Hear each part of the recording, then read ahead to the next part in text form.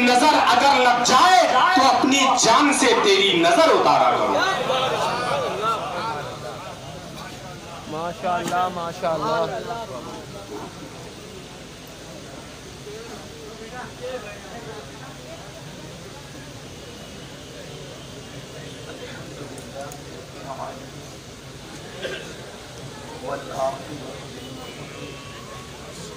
والصلاة والسلام على سيد الأنبياء والمرسلين وعلى آله وأصحابه الطيبين الطاهرين أما بعد فأعوذ بالله من الشيطان الرجيم بسم الله الرحمن الرحيم إن الذين قالوا ربنا الله ثم استقاموا تتنزل عليهم الملائكة ألا تخافوا ولا تحزنوا وأبشروا بالجنة التي كنتم توعدون صدق الله العظيم. غوث اعظم بمنے بے سر و ساما مددے قبلے دی مددے کعبے ایمان مددے انتظار کرم تستمن عینی را اے خدا جو خدا بینو خدا دا مددے بگردہ بے بلا افتادہ کشتی ضعیفانو شکستارا تو کشتی باق کے خواجہ عثمان ہارون مدد کن یا معین الدین چشتی مدد کن یا معین الدین چشتی آمین. مدد کن یا معین الدین چشتی. منبر پر جلوگر استاذ العلماء مناظر اہل سنت حضرت علامہ صغیر احمد جوہرپوری صاحب، وہ شہزادہ امانت اعلیٰ حضرت علامہ رضا رسول صاحب، وہ جمیع علماء کرام مشائخ اعظام حاضرین محفل، السلام علیکم ورحمۃ اللہ وبرکاتہ. نہایت ادب اور احترام کے ساتھ اپنے اور ساری کائنات کی مرکز عقیدت علی سے بے کساں چارہ ساز دردمندہ، ہم غریبوں کے غم گسار، ہم فقیروں کی ثروت، شہر یار ارم تاجدار حرم نوبہار شفاعت، شب اسرا کی دولہا نوشے بزم جنت، دانائے سبل مولائے کل ختم الرسل، خسرو خوباں سیاح لامکاں وجہ کن فکاں، در اللہ المکنون سر اللہ المخزون، عالم ما کان و ما یکون، آب و گل انبیاء جان و دل اصفیاء، مطلع ہر سعادت مقطع ہر سیادت، خلاصہ کائنات فخر موجودات، حضور احمد مجتبی محمد مصطفیٰ، ارواحنا فدا صلی اللہ علیہ وآلہ وصحبہ وبارک وسلم کی بارگاہ بے کسبنا میں میرے ساتھ مل کر بلند آواز سے پڑھیں الصلاۃ والسلام علیک یا رسول اللہ، یا رسول اللہ، والسلام علیک یا نبی اللہ، الصلاۃ والسلام علیک یا حبیب اللہ، وعلی آلک واصحابک یا نور اللہ، صلی اللہ تعالی علیہ وسلم. بندہ ملنے کو قریب حضرت قادر گیا، بندہ ملنے کو قریب حضرت قادر گیا، لمعہ باطن میں گمنے جلوہ ظاہر گیا، واسطہ پیارے کا ایسا ہو کہ جو سنی مرے، واسطہ پیارے کا ایسا ہو کہ جو سنی مرے، یوں نہ فرمائے تیرے شاہد کی وہ فاجر گیا، اور عرش پر دھومے مچے وہ مومن صالح ملا، عرش پر دھومے مچے وہ مومن صالح ملا، فرد فرش سے ماتم اٹھے وہ طیب و طاہر گیا، اور ٹھوکریں کھاتے پھروگے ان کے در پہ پڑ رہو، ٹھوکریں کھاتے پھروگے ان کے در پہ پڑ رہو، قافلہ تو اے رضا اول گیا آخر گیا، قافلہ تو اے رضا اول گیا آخر گیا. آج کی یہ محفل بڑی برکت والی محفل ہے، اس لیے کہ پیر طریقت رہبر راہ شریعت امانت اعلیٰ حضرت علامہ قاری امانت رسول صاحب رحمت اللہ علیہ کے پہلے عرس اور چہلم کی محفل منعقد ہے، اور اس میں بڑے بڑے علماء مشائخ موجود ہیں اور وہ سب بول چکے ہیں، اور میری حیثیت انتہائی نافہم اور ایک طالب علم کی ہے، لیکن چونکہ مجھے اس وقت موقع دیا گیا ہے تو میں सिर्फ अपने बड़ों को सबक सुनाने की नीयत से कुछ मारूजात पेश करने की सआदत हासिल कर रहा हूँ। हालांकि मैं इस काबिल कतन नहीं हूँ कि जहाँ अहले सुन्नत के बड़े बड़े उस्ताद और बड़े बड़े मुनाजिर मौजूद हों मैं वहाँ लफ्ज़ुशाही करूँ, लेकिन मेरी हैसियत बहुत छोटे आदमी की है।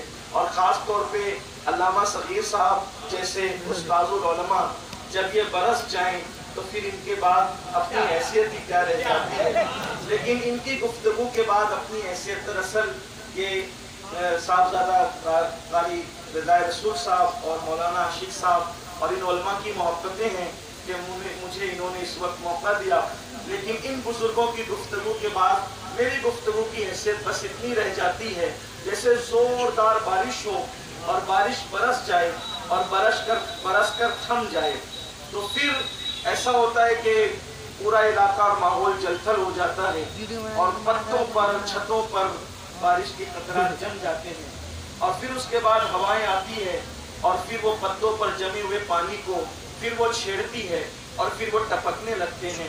तो ना समझ बच्चे ये समझते हैं कि फिर से कोई नई बारिश हो रही है, हालांकि वो कोई नई बारिश नहीं होती बल्कि उसी बारिश का बचा कुचा पानी होता है। वो बारिश का बचा कुचा पानी होता है। तो मेरी गुफ्तगू भी इन बुजुर्गों की कुछ बची कुची सौगात पेश करने की सआदत हासिल करूंगा।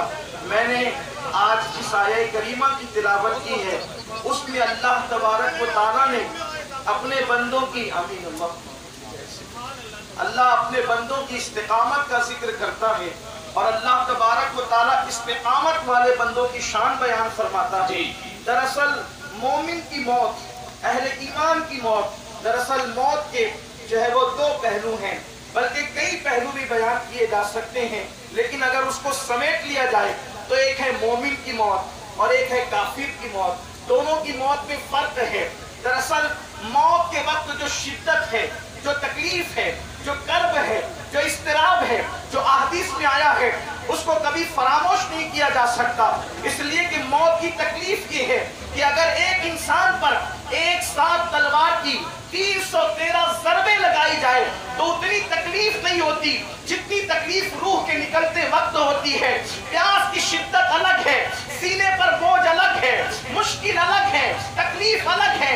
बल्कि फरमाया गया अगर इंसान को मौत से पहले उसके हाथों से ताकत न छीन ली जाए, इंसान को मौत से पहले उसके पैरों से ताकत न छीन ली जाए, मौत से पहले इंसान की कुव्वत गोयाई को सल्ब न कर लिया जाए तो वो ऐसे चीखे, वो ऐसे पैर पटके, वो ऐसे हाथ चलाए कि इंसान कंट्रोल में ना आए, बल्कि जैसे ज़बा होने वाला जानवर किस तरीके से तड़पता है इंसान यूं तड़पता नजर आए।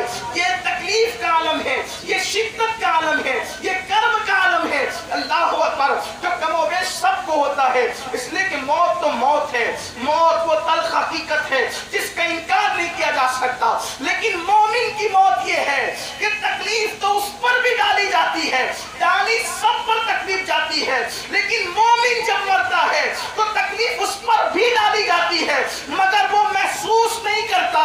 उसकी वजह यह है कि जब उसकी रूह निकलती है तो जलवाए जहां हरा सामने होता है, उस करीम का जलवा सामने होता है। मेरे इमाम ने मनक़बत में यूं बयान किया था, जान तो जाते ही जाएगी क़यामत ये है, जान तो जाते ही जाएगी क़यामत ये है। अब यहाँ मरने पे ठहरा है नजारा तेरा, यहाँ मरने पे ठहरा है नारे तकबीर। अगर हुस्न यूसुफ मौजूद हो, अगर हुस्न यूसुफ मौजूद हो तो उंगलियां कटने का एहसास नहीं होता।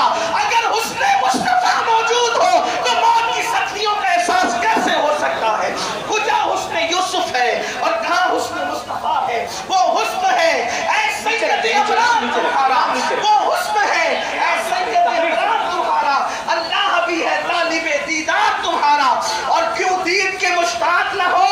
हजरत यूसुफ अल्लाह का दीदार है, दीदार तुम्हारा। नारे तकबीर, नारे रिसालत, मसलके आला हजरत हजरत सैयद अमीनुल कादरी साहब किबला उर्से अमानत आला हजरत इनाम आराम से नीचे रखकर चले जाएं, मुसाफे की कोशिश ना करें। वो दिन तकरीर हो रही है, तकरीर सुने आप। वो दिन, वो लम्हे, वो सांस किस कदर खूबसूरत होती होगी जब किसी की रूह निकलती होगी और किसी का जलवा नजर आता होगा। अल्लाह पर مصرے ہیں جی وہ کہتے ہیں اے تماشا گائے عالم روئے تو اے تماشا گائے عالم روئے تو کجا بہرے تماشا نہیں روی ارے سب تو آپ کے دیدار کے لیے آتے رسول ہندوستان کے کونے کونے سے لوگ تیرے دیدار کے لیے آتے ہیں تو مر کے کس کے دیدار کے لیے جا رہا ہے جان تو جاتے ہی جائے گی قیامت یہ ہے اب یہاں مرنے پہ پھر مومن کی موت کیا ہے بخاری شریف کی حدیث کہے وہ حدیث پاک جو کتاب الزہد میں موجود ہے اس کا آخری حصہ جو ہمارے اہل سنت میں بہت کثرت سے ہم بیان کرتے ہیں کہ بندہ نوافل کی کثرت کرتا ہے اللہ فرماتا ہے حدیث قدسی ہے تو پھر میں اس کے ہاتھ بن جاتا ہوں آنکھ بن جاتا ہوں اخیر تک آپ بار بار سنتے ہیں اس کا آخری حصہ میں اس کے ہاتھ ہو جاتا ہوں اس کی آنکھ ہو جاتا ہوں اس کی زبان ہو جاتا ہوں ٹھیک اس کا آخری حصہ یہ جس کا مفہوم یہ ہے اس کا مفہوم یہ ہے اللہ فرماتے ہیں مجھے کسی کام کے کرنے میں تردد نہیں ہوتا مجھے کسی کام کے کرنے میں تردد نہیں ہوتا تردد کا عام معنی کیا لیا جاتا ہے حالانکہ ہم شان الوہیت کی وجہ سے ادب الوہیت کی وجہ سے اس کے لفظی معنی مراد نہیں لیتے لیکن تردد کا معنی اپنے بھائیوں کو سمجھانے کے لیے تردد کہتے ہیں کسی کام کے کرنے یا نہیں کرنے یہ کروں کہ نہیں کروں اس کو لوگ کہتے ہیں میں تردد میں ہوں پیلی بھیت جاؤں کہ نہیں جاؤں تردد میں ہوں بیٹے کی شادی کروں کہ نہیں کروں تردد میں ہوں سفر کروں کہ نہیں کروں ٹھیک لیکن ہم بارگاہ الوہیت کے ادب کی وجہ سے یہ معنی ہم لفظی طور پر نہیں کرتے اس لیے کہ ہمارے یہاں ہمارا پورا مسلک ادب ہے ہمارا پورا مسلک ادب ہے ہمارا پورا مسلک عشق و محبت ہے اسی لیے ہمارے یہاں قرآن مقدس کنز الایمان اٹھا کر کے دیکھیں جگہ جگہ لفظی ترجمہ کرنے کی بجائے وہاں پر ترجمہ اس انداز سے کیا گیا کہ عبد الکریم پاریخ جیسے کو کہنا پڑا قرآن کا بڑا مفسر کہلاتا تھا دوسری جماعت کا اس نے کہا ایسا لگتا ہے کہ اگر اردو زبان میں قرآن نازل ہوتا تو مولانا احمد رضا صاحب نے اس نے یہ کہا مولانا احمد رضا نے ایسی آیتوں کا ترجمہ کیا کہ اگر اردو زبان میں قرآن نازل ہوتا تو مجھے یوں لگتا کہ وہ بالکل ایسے ہی ہوتے جیسے مولانا نے ترجمہ کیا دوسری جماعت کا آدمی کہہ رہا ہے اس طرح کی بات اللہ اکبر میرے امام نے یوں ترجمہ کیا جیسا کہ ابھی مرزا عبدالشکور صاحب کے جو 2 مصرے پڑھے گئے کہ خدمت قرآن پاک کی وہ لاجواب کی غازی رضا سے صاحب قرآن ہے آج کی اللہ اکبر تو عرض یہ کر رہا تھا اللہ فرماتا ہے حدیث پاک کا مفہوم ہے کہ مجھے کسی کام کے کرنے میں تردد نہیں ہوتا مگر یہ کہ جب میں کسی مومن کی موت کا فیصلہ کرتا ہوں اس وقت مجھے تردد ہوتا ہے جیسا کہ اس کی شان ہے جیسا کہ اس کی شان ہے مجھے تردد ہوتا ہے کیوں اس لیے کہ میں اس کی موت کا فیصلہ کروں اور وہ اس فیصلے کو ناپسند کرے کہ اللہ کی محبت ہے مومنین کے ساتھ یہ اس کا اکرام ہے مومنین کے ساتھ اللہ تعالیٰ محبت فرماتا ہے اپنے محبوب کے غلاموں سے تو اللہ پھر تو کرتا کیا ہے جب مومن کی موت کا فیصلہ تو کرنے لگتا ہے تو تجھے تردد ہوتا ہے تو کرتا کیا ہے اب قرآن پاک کی اس آیت کے مفہوم کو جوڑتا اس مفہوم سے پھر اللہ کیا کرتا ہے قرآن کہتا ہے ان الذین قالوا ربنا اللہ ثم استقاموا تتنزل عليهم الملائكة الا تخافوا ولا تحزنوا وابشروا بالجنة التي كنتم توعدون تو پھر کیا ہوتا ہے اس کے پاس فرشتے آتے ہیں ایک تو فرشتے نہیں بلکہ فرشتوں کی جماعت آتی ہے فرشتے اس کے پاس آتے ہیں اور آ کر کے اس کو کیا کہتے ہیں اللہ تخافوا ولا تحزنوا گھبرانا نہیں خوف نہیں کھانا وَأَبْشِرُوا بِالْجَنَّةِ الَّتِي كُنْتُمْ تُوعَدُونَ گویا اس دنیا میں بیٹھے بیٹھے اس جنت کی بشارت لے لے جس کا تجھ سے وعدہ کیا ہے جنت کی بشارت دی جاتی کون دیتے فرشتے کس کو ہر عام آدمی کو نہیں ہر ایرے غیرے کو نہیں کس کو قرآن کہتا ہے ان الذین قالوا ربنا اللہ ثم استقاموا، بے شک جن لوگوں نے کہا ہمارا رب اللہ ہے اور وہ اس پہ ڈٹ گئے، جم گئے، استقامت والوں کو یہ بات گئی. اب قاری امانت رسول کی استقامت والوں نے اسی پر بات کر کے بات مکمل کروں گا کیونکہ عصر کا وقت بھی قریب ہے، پھر اور دیگر پروگرام بھی آگے کے، مختصر بات کر کے بات ختم کروں گا. کن استقامت والوں نے؟ پہلی بات تو یہ، میں نے جو تجزیہ کیا اپنے طور پر ان کی شخصیت کا، نمبر 1 قاری امانت رسول صاحب ترتیب کا نام ہے. بے شک ابھی ان کی نماز کا ذکر ہوتا کہ وہ نمازی تھے، لیکن میں ان کو صرف نمازی نہیں مانتا، اس لیے کہ عوام میں بھی بہت سارے لوگ ہیں جو پابندی سے نماز پڑھتے ہیں، بڑی بات ہے، لیکن اس سے بڑی بات کہ وہ صاحب ترتیب تھے. سبحان اللہ. مجھے کسی نے بتائی نہیں یہ بات، لیکن میں یہ بات کہہ رہا ہوں اور اس کا ثبوت پیش کروں گا. وہ صاحب ترتیب تھے. صاحب ترتیب کا مطلب کیا کہ 5 نمازوں سے زائد جس پر باقی نہ ہو وہ صاحب ترتیب ہے. ٹھیک، ان کی گویا کہ ایک بھی نماز باقی ان کے ذمے پر نہیں تھی، ساری نمازیں انہوں نے ادا کی تھی. اس کا ثبوت کیا ہے؟ اس کا ثبوت یہ ہے کہ حضور مفتی اعظم کا ان کو امام بنا کر ان کے پیچھے سبحان اللہ.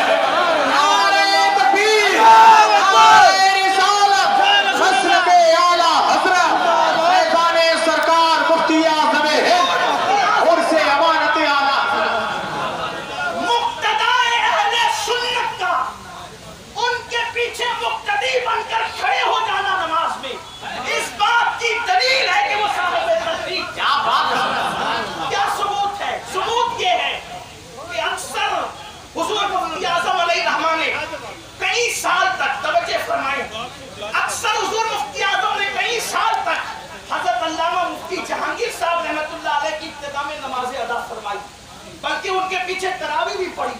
ٹھیک، مفتی جہانگیر صاحب کا حال یہ تھا کہ مفتی جہانگیر صاحب جس محفل میں موجود ہو اور نماز کا وقت آ جائے تو پھر کسی کی اجازت کی ضرورت نہیں تھی، مطلقاً وہ اس محفل میں امام ہوا کرتے تھے. کب؟ جب مفتی اعظم موجود ہو. مفتی جہانگیر صاحب رحمۃ اللہ علیہ جو حضور تاج الشریعہ کے بھی استاد ہوتے ہیں، جن کا مزار مقدس ادے پور کی سرزمین پر موجود ہے. آپ ان کی علمی جلالت کے بارے میں علماء سے پوچھے، میں یہاں اس کی کوئی تشریح نہیں کرتا، لیکن آپ کے بھی استاد ماشاء اللہ، قاری حضرت علامہ صغیر صاحب کے بھی استاد تھے ماشاء اللہ. دیکھیے بڑی بات ہے، بڑے لوگ تھے. اب آپ سمجھ سکتے ہیں شاگرد ایسا ہے تو استاد کیسا ہوتا ہے، آج سمجھ آ سکتے ہیں. بہرحال پھر حضور تاج الشریعہ کا جواب کیا ہے؟ حضور تاج نہ صورت میں کوئی جواب ہے نہ سیرت میں کوئی جواب ہے. جن کا کلام پڑھو تو یوں لگے کہ جیسے امام اہل سنت کا کلام پڑھا جا رہا ہے. جن کا تقویٰ دیکھو تو یوں لگے کہ یہ ایسے ہیں تو ان کے نانا مفتی اعظم کیسے ہوگا. تقویٰ بہرحال حضور تاج الشریعہ کے بھی استاد تھے. ایسے یہ کر رہا تھا کہ مفتی جہانگیر صاحب اگر موجود ہو تو اجازت کی ضرورت نہیں، انہی کو نماز پڑھانا ہے.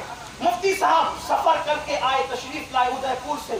رمضان شریف شروع ہونے والا تھا، آئے تھے تراویح پڑھانے کے لیے. اب جب بریلی شریف پہنچ گئے تو نماز پڑھانے کا کلی اختیار کس کو دے دیا گیا تھا کہ محفل میں جب مفتی اعظم موجود ہو تو نماز کس کو پڑھانا ہے؟ حضرت علامہ مفتی جہانگیر صاحب رحمۃ اللہ علیہ کو پڑھانا ہے. نماز کا وقت تو ہو گیا. مفتی جہانگیر صاحب بغیر کسی کی اجازت کے، چونکہ آپ کو اختیار دے دیا گیا تھا، آپ کو اجازت تھی ہمیشہ کے لیے، آپ مصلی پر جانے لگے نماز پڑھانے کے لیے. تو حضور مفتی اعظم نے فرمایا مفتی صاحب پیچھے آئیے. پیچھے آئیے. جس کو ہمیشہ کے لیے اجازت ہو، جس کا علم، جس کا تقویٰ، جس کی پرہیزگاری مسلم ہے اہل علم کے نزدیک، اہل سنت کے نزدیک، حضور مفتی اعظم کے نزدیک. لیکن جب وہ جانے لگے، چونکہ کبھی روک ٹوک تھی نہیں، ہمیشہ انہی کو جانا تھا، لیکن آج جاتے ہیں تو مفتی صاحب کو مفتی اعظم کہتے ہیں مفتی صاحب پیچھے ہو جائیے. آپ کی سفر میں کچھ نمازیں چھوٹ گئی ہیں، قضا ہو گئی ہے، اور میں صاحب ترتیب ہوں. جب تمہاری چھوٹ گئی ہے تو میں صاحب ترتیب ہو کر تمہارے پیچھے کیسے نماز پڑھ لوں؟ یا تو آپ پیچھے ہو کے نماز پڑھیں، یا تو پہلے وہ قضا نمازیں ادا کریں، پھر میں تمہارے پیچھے نماز پڑھوں گا. پتا چلا جو صاحب ترتیب نہیں تھا اس کو پیچھے بلا لیا. اگر قاری امانت رسول بھی صاحب ترتیب نہ ہوتے تو کبھی آگے نہ بڑھے.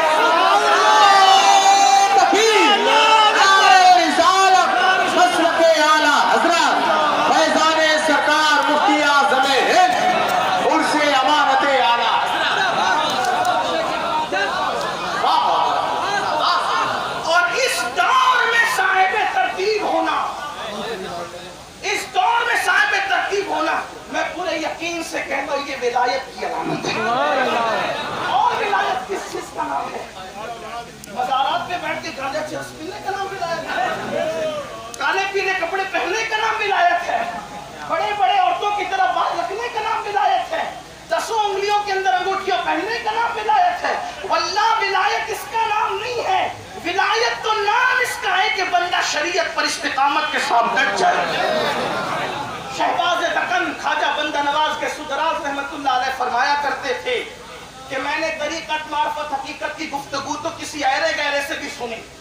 کیونکہ کچھ بھی بولتے بولتے یہ حقیقت ہے, یہ طریقت ہے, یہ معرفت ہے. اب اس لیے کہ کسی کو پتہ ہی نہیں ہے کہ یہ کیا چیز ہے. یہ تو دلوں کے راز ہیں جو سینے سے سینے میں منتقل ہوتے ہیں. کتابوں میں تو لکھے نہیں ہے, اس لیے جس کے جی میں آتے وہ جوڑتا چلا جاتا ہے. تو بندہ نواز کے سدراز کہتے ہیں ہر ایرے گہرے سے طریقت کی حقیقت معرفت کی گفتگو سنی, لیکن شریعت کی گفتگو میں نے صرف اللہ والوں سے سنی ہے. شریعت بیان وہ لوگ کرتے ہیں جو واقعی اہل اللہ ہوتے ہیں, اس لیے کہ ساری منزلیں شریعت کے بعد ہے. اور میرے امام اہل سنت جو اپنے وقت تک صرف عالم نہیں تھے, لوگ کہتے مولانا احمد رضا تو صرف مولوی تھے. ہم نے کہا تم نے انہیں کیا دکھایا؟ تمہیں پتہ ہی کیا وہ کون تھے؟ وہ اپنے وقت کا منصور ہے جسے احمد رضا کہتے ہیں, وہ اپنے وقت کا سرمست ہے جسے احمد رضا کہتے ہیں, وہ اپنے وقت کا غزالی ہے جسے احمد رضا کہتے ہیں, وہ اپنے وقت کا راضی ہے جسے احمد رضا کہتے ہیں, وہ اپنے وقت کا منصور ہے جسے احمد رضا کہتے ہیں. وہ کیسا تصوف سمجھاتے ہیں؟ کہتے پیشے نظر وہ نوبہار, سجدے کو دل بے قرار, پیشے نظر وہ نوبہار, سجدے کو دل بے قرار. روکیے روکیے روکیے روکیے روکیے روکیے سر کو روکیے. ہاں یہی امتحان ہے. شریعت کی بات کرتے تو یہ کہتے ہیں جب بے خود ہو جائے, جب بے خود ہو جائے, جلوے یار میں فنا ہو جائے, جب ہوش ہی نہ رہے تو شریعت مطالعہ کی بات کرنے والا پھر وہ عشق میں ڈوب کر یہ کہتا ہے بے خودی میں سجدہ در یا کہ روزے کا طواف, جو کیا اچھا کیا پھر تجھ کو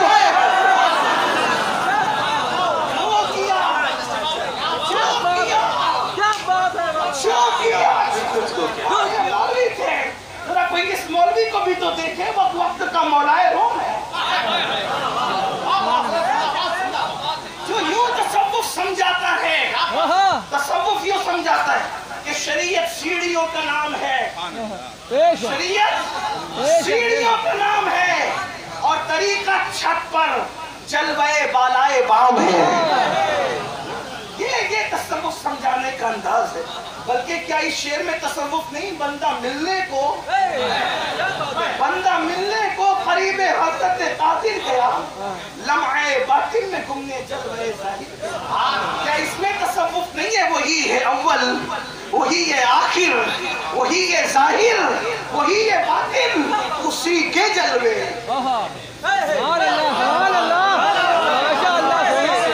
اسی کے جلوے, اسی سے ملنے, اسی سے اس کی طرف گئے. اسی کے جلوے, اسی کے جلوے, اسی سے ملنے.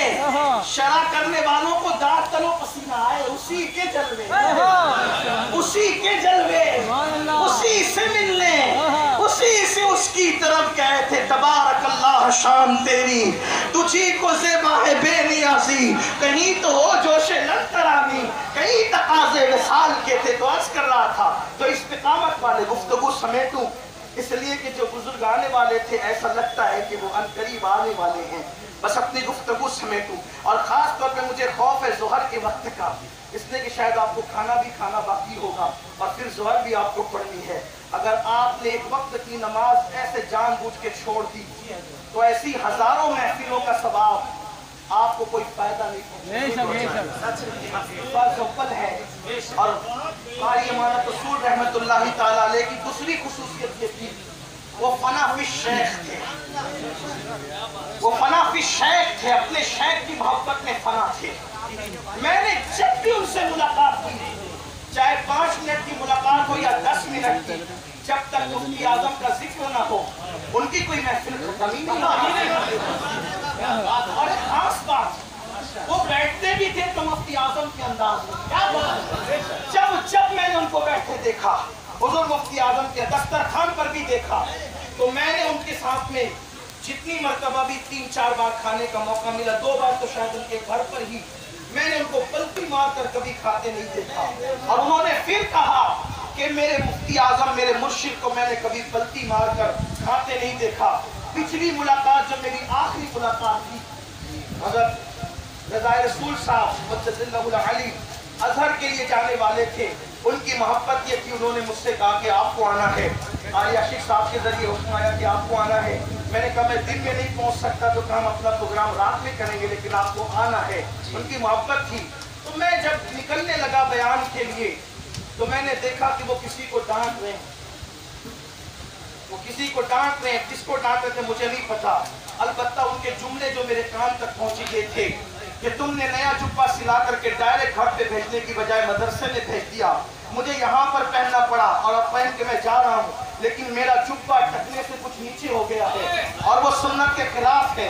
आप अंदाजा फरमाएं, वो डांट रहे थे कि आइंदा इसका ख्याल करना। उसके बाद एक बात और बताऊं, एक बुजुर्ग से किसी ने पूछा अल्लाह वाले कौन है, का उसका घर जाकर देखें, अगर उसके खाने के बर्तन और मुसल्ला देखकर अल्लाह याद आ जाए तो अल्लाह वाले मैं अल्लाह पाक वो समीअ बसीर जान कर कहता हूँ। जब आखिरी हाजिरी मेरी उनके घर पे हुई, तो मैंने उनके बैतुल खला को देखकर मैं इतना मुतासिर हुआ। कोई उसका मजाक भी उड़ा सकता है, मैं बैतुल खला देखकर मुतासिर हुआ। मैं उनके घर का, मुझे इस्तिंजा की हाजत थी, जल्दी से निकलना था, एयरपोर्ट वक्त पे पहुंचना था, बल्कि बहुत भाग दौड़ करके हम गए साहब, बहुत तेज गाड़ी चला के जाना पड़ा था। लेकिन तो मैंने कहा इस्तिंजा की हाजत है, मुझे हया आ रही थी कि मैं घर के अंदर कैसे जाऊं। कारी साहब ने कहा कि नहीं आप चले अंदर। तो मैं उनका बैतुल खला देख करके, इसलिए कि आदमी मस्जिद में रियाकारी कर सकता है, बैतुल खला में नहीं कर सकता। क्या तो मुझे जो तासुर मिला बैतुल खला देख कर, ये अल्लाह वाला आदमी है। वजह ये थी कि जो आम तौर पर भांडा होता है, क्या बोलते हैं उसको आपके यहाँ यूपी में, तो जिस पर बैठते हैं पैर रख करके, सीट बोलते हैं। अच्छा ये तो सबसे अच्छी बात है, माशाअल्लाह, अल्लाह का शुक्र है।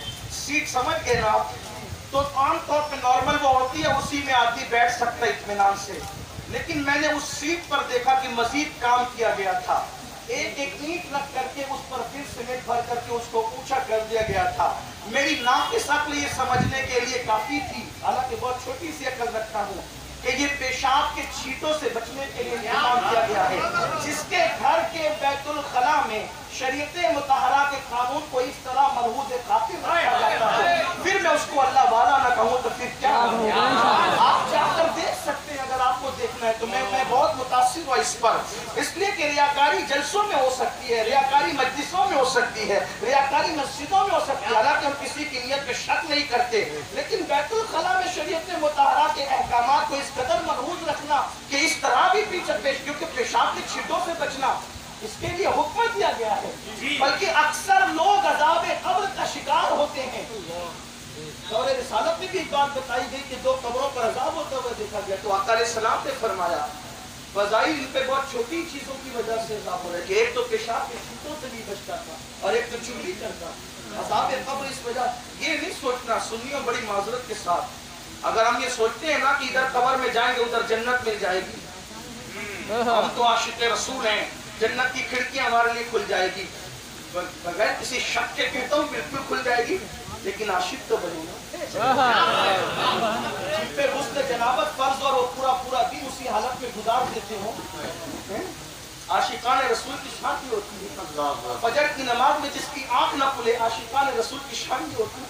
उस शाकान रसूल तो वो होते हैं कि अगर आवाज सुने के हुजूर बुला रहे हैं तो पहली रात की दुल्हन छोड़ करके सर कटाने पहुंचते। हम कैसे आशिक रसूल के सर झुकाने नहीं पहुंच सकते? मस्जिदें वीरान है हमारी, मस्जिदें मर्सिया खां है, किस मुंह से अपने आप को आशिक रसूल कहते हो? जो अपने चेहरों पर मोहब्बत रसूल में दाढ़ियों का बोझ न उठा सके, आखिर वो अपनी जानों की कुर्बानियां देकर के तलवारों का बोझ अपनी गर्दनों पे क्या उठा सकते हैं? हमें अपने आप पर एहतिसाब करना होगा, अपने अहवाल पर देखना होगा, नजर सानी करनी होगी। सुनियो, صرف عاشق رسول کہلا کر کے جنت نہیں ملنے والی، جب تک عاشق رسول بن نہ جاؤ، یاد رکھو دور رسالت میں حضور علیہ السلام فرمائے پیشاب کے چھینٹوں سے نہیں بچتا، عذاب ہو رہا ہے قبر جی، تو جو پیشاب کے چھینٹوں سے نہیں بچتا تھا دور رسالت میں عذاب ہو رہا ہے، تو وہ مومن نہیں ہوگا جس کی قبر پر حضور علیہ السلام ٹہنی رکھیں، عذاب میں تخفیف کی گفتگو فرمائیں۔ ذرا سوچو تو صحیح، خیر القرون کی بات ہے، خیر القرون، جب اس دور میں کسی کی قبر پر پیشاب کے چھینٹوں سے نہ بچنے کی بنیاد عذاب ہو سکتا ہے، بلکہ ایک ایسی ہستی بات نکل آئی تو اس کو، ایک ایسی ہستی جس کو میرے آقا صلی اللہ علیہ وآلہ وسلم نے فرمایا یہ سید الانصار ہے، سید الانصار حضرت سعد رضی اللہ عنہ، دور رسالت میں حضور کی ظاہری حیات میں اس کا وصال ہوا، اور ان کے وصال پہ حضور علیہ السلام نے فرمایا 70,000 فرشتے ان کے جنازے میں شریک ہوئے، ان کی آمد پر عرش جھوما ہے، ان کے وصال پہ عرش جھوما ہے۔ امام اہل سنت کہتے ہیں عرش پر دھومے مچے وہ مومن صالح، یاد رکھنا واللہ میں کسی صحابی کی بے ادبی پر آپ کو ابھار نہیں رہا ہوں، ہمارا اہل سنت کا عقیدہ یہ ہے کہ روئے زمین پر انبیاء کے بعد انسانوں میں سب سے افضل ترین ہستی کو صحابہ کہتے ہیں، جن کے گھوڑوں کی ٹانپوں سے لگنے والی پھول کو بھی قرآن اس کی قسم یاد کرتا ہے، قرآن اس کی قسم اٹھاتا ہے، وہ صحابہ جن کی آنکھوں کو قدرت بھی پیار سے تکتی ہے، جن کی آنکھوں